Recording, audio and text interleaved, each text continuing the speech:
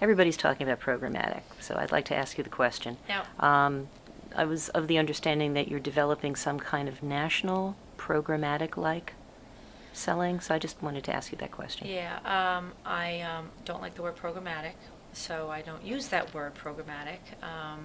It kind of started in the digital area, obviously, because really it was because has such a long tail, and it really is about scalability and just trying to hone in on that. But I think what people are looking for and what clients really want is really getting to their customer. Okay, it's really getting to be more efficient. In the linear space, that hasn't happened. Now again, if we get to this DMP and we can get to our audiences, we're going to be able to kind of grasp that now. I won't call it programmatic because it's not about making television efficient. Okay, it is making it efficient in getting to their customer and maybe not having as much waste as what broadcast used to be on adults 18 to 49.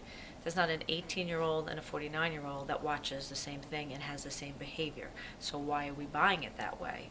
So if I can get to that audience, then if you want to call that programmatic, you can call it programmatic. But people's connotation of what programmatic means is it means cheaper, efficient, and that's not what it's going to be in the television landscape. Television does not have a long tail. Our supply in television is very limited. There's only a certain amount of commercial time that we can sell, which is very different in the digital landscape where you can just keep adding and adding and adding.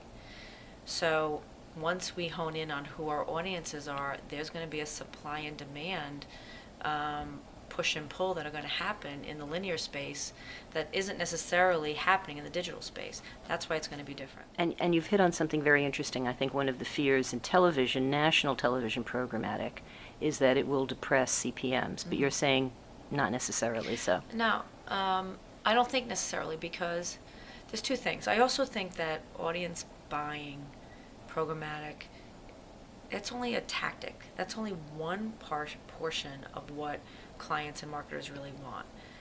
They still want the Super Bowl. They're still buying us for SAG Awards. They still want to be in the hot shows. They still want premieres. They still want finales. That inventory is not going to be bought in a programmatic fashion. So we as a media company, we're going to have to determine long term how to cut up our inventory. So it may be a certain percentage that we have to sell on an audience-based purchase, but then, just like we talked about in branded content, there are campaigns and big events that clients also want to do. They want to be tied to quality premium programs. That's very different than going and buying it on an audience base where they're just going to have, their units spread apart. So it's two different types of purchases, and there's probably a third in there that we haven't come up with yet. So we, Turner, as a media company, have to really figure out, and we don't have it yet because we're at an infancy stage of what percentage is going to be audience-based selling and what percentage we're going to have to keep out to sell very differently from a branded content standpoint. And that's going to be determined by what the client's wants and needs are.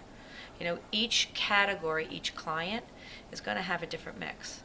I'm sure movie studios are going to be buying much more quality, bigger events than probably programmatic. They don't do programmatic and digital today.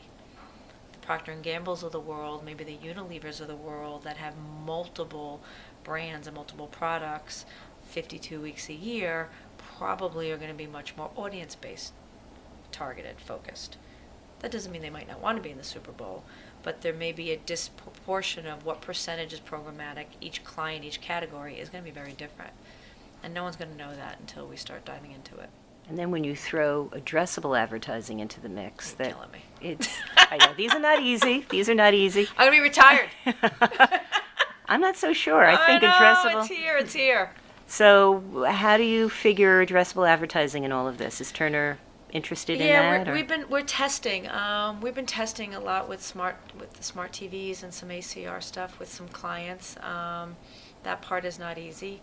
There's not a lot of research behind it yet, but we believe with a lot of the dynamic ad insertions that are coming, and we believe the earliest in the linear space might be 2017. Small. We're going to have to figure it out. And that's one of the reasons that we're building and doing a lot of the testing now in our audience base, because it's going to get us to where we need to be to do dynamic ad insertion that it then will become more addressable. So it's going to get more and more complicated. This is not going to get easier, it's going to get harder. But fun. Fun.